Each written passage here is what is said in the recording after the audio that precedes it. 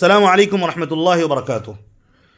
سامعین و ناظرین، آج کل سوشل میڈیا پر دو اہم شخصیتوں کے متعلق لوگ بیان بازی کر رہے ہیں، کچھ لوگ لکھ رہے ہیں، لیکن اکثر اس میں کا جو طبقہ ہے وہ بے تحقیق رپورٹ پیش کر رہے ہیں یا غلط فہمی کے شکار ہیں، افراط و تفریط کے شکار ہیں۔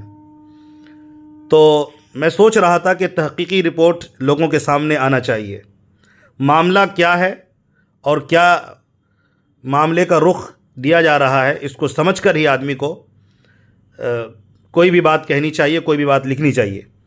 تو دیکھیے، میں نے آپ کے سامنے لکھ کر رپورٹ پیش کرنے کی کوشش کی ہے، مجھے امید ہے بہت مفید ہوگا آپ حضرات کے لیے۔ دیکھیں، جناب اسدالدین اویسی صاحب کا ایک بیان سوشل میڈیا پر ہنگامہ مچا رہا ہے، جس میں انہوں نے امتیاز جلیل کے مخالفین پر جم کر حملہ کیا ہے۔ سوال یہ ہے کہ جناب اسد صاحب نے کن لوگوں پر اتنا غصہ کیا ہے؟ کیا وہ صرف مولانا نعمانی پر غصہ کر رہے ہیں یا اور بھی لوگ ہیں جن پر یہ سخت جملہ کس رہے ہیں؟ تو اس سلسلے میں سب سے پہلے یہ بات سمجھیں کہ پورے بیان میں اویسی صاحب نے کسی کا نام ہی نہیں لیا ہے۔ دوسری بات یہ سمجھیں کہ اس بیان کے دو حصے ہیں۔ ایک حصے میں وہ امتیاز جلیل صاحب کے علاوہ امیدواروں کو تائید کرنے والے کو نشانہ بناتے ہیں۔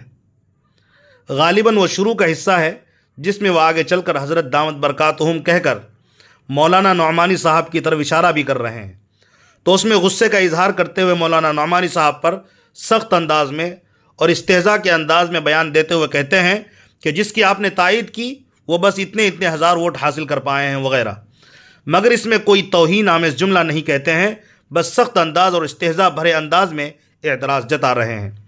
پھر آگے بیان کا دوسرا حصہ شروع ہوتا ہے جس میں وہ مولانا نعمانی کو نہیں بلکہ دوسرے لوگوں کو نشانہ بنا رہے ہیں جو صاف لفظوں میں امتیاز جلیل صاحب کو ووٹ نہ دینے کی اپیل کر رہے تھے۔ اس لیے اویسی صاحب نے یہاں سے بات شروع کی ہے کہ کہاں گئے وہ لوگ جو کہہ رہے تھے کہ امتیاز جلیل کو ووٹ نہ دیں؟ پھر غصہ کا پیمانہ 7ویں آسمان پر پہنچ گیا اور وہ کہنے لگے، لفافے پر پلنے والے، شرم میں ڈوب مرو، گھر سے نکلنا محال کر دوں گا۔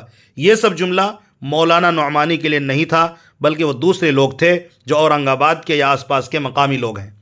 ہاں، اتنی بات ضرور ہے کہ وہ اس میں جس طرح کی بات کر رہے ہیں اس سے اندازہ ہوتا ہے کہ ان لوگوں میں کچھ علماء بھی شامل ہیں، جیسا کہ تحقیق کرنے پر معلوم ہوا کہ علماء بھی شامل ہیں جس کو وہ قرآن مع ترجمے والا نسخہ تحفے میں دینے کی بات کر رہے ہیں۔ خلاصہ یہ نکلا کہ اویسی صاحب مولانا نعمانی پر غصہ ضرور ہوئے، استہزان، اعتراض بھی جتایا، مگر توہین آمیز جملہ ان کو نہیں کہا بلکہ توہین آمیز جملہ دوسرے لوگوں کو کہا جس میں غیر معروف علماء بھی شامل ہیں۔ اس خلاصے کے بعد سب سے پہلے اویسی صاحب سے عرض یہ ہے کہ اویسی صاحب، ہم لوگ آپ کی عزت کرتے ہیں، آپ کو عقل مند اور سنجیدہ بھی سمجھتے ہیں اور ایک نڈر بے باک لیڈر بھی سمجھتے ہیں، اسی لیے آپ سے یہ امید بھی کرتے ہیں کہ قوم و ملت کے لیے خدمت کے راستے میں بطور خاص سیاسی میدان میں چلتے ہوئے بہت سی قربانیوں کا سامنا کرنا پڑتا ہے۔ ایسے وقت میں آپ کے لیے ضروری ہے کہ آپ صبر کا دامن تھامے رکھیں اور کام میں آگے بڑھتے رہیں، کام میں رکاوٹ بننے والوں کو جواب بھی دیں، مگر اپنی سنجیدگی اور قائدانہ حیثیت برقرار رکھتے ہوئے بیان جاری کیا کریں۔ مگر آپ حالیہ بیان میں غصے سے بے قابو ہوتے ہوئے لوگوں کے ذات پر سختی سے حملہ آور ہو گئے، جس میں علماء بھی شامل ہیں، اور اپنا وقار باقی نہ رکھ سکے۔ اس کا ہم سب چاہنے والوں کو کافی دکھ ہوا ہے، اور بطور خاص آپ کے غصے کی زد میں چونکہ ایک بڑے عالم دین، مفکر قوم و ملت مولانا نعمانی بھی آ گئے ہیں، اس لیے لوگ اس وقت غصے سے بے چین ہیں، کیونکہ لوگ آپ سے یہ امید نہیں رکھتے تھے اور مولانا پر آپ کا طنز بیجا تھا اور سیاسی بصیرت سے خالی تھا، کیونکہ مولانا نے صرف ایک مسلمان امیدوار کی تائید کی تھی جو ان کا آئینی اور شرعی حق بھی تھا، ناجائز تو نہیں تھا۔ ان کی مرضی، جب انہیں سمجھ میں آیا تائید کر دیا، کسی کو روکا تو نہیں نا کہ امتیاز جلیل صاحب کو ووٹ نہ دیں۔ اور آپ کو یہ بھی یاد رکھنا چاہیے کہ مولانا کو آپ سے یا امتیاز جلیل صاحب سے یا آپ کی پارٹی سے کوئی ذاتی نفرت ہرگز نہیں ہے۔ یہی وجہ ہے کہ آج سے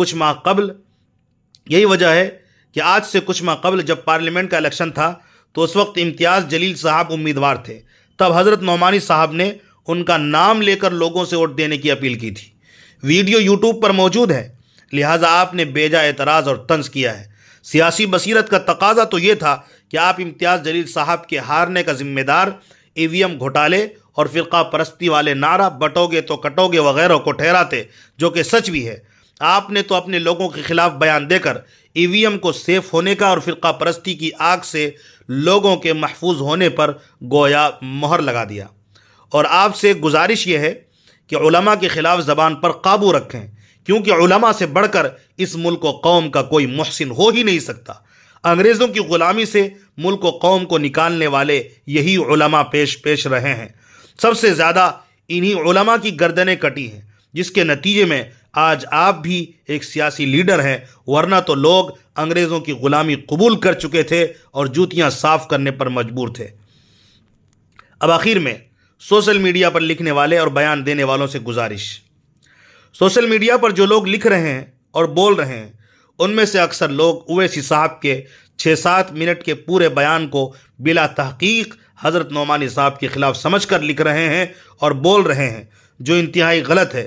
اس سے قوم کا اتحاد پارا پارا ہو رہا ہے۔ باز آ جائیے، ہوشیار رہیے، اپنے بے تحقیق بیان کو لگام دیجیے۔ مجھے امید ہے اس حقیقت بیانی کے بعد لوگ اپنی بات تحقیق کے بعد پیش فرمائیں گے۔ جزاکم اللہ خیرہ۔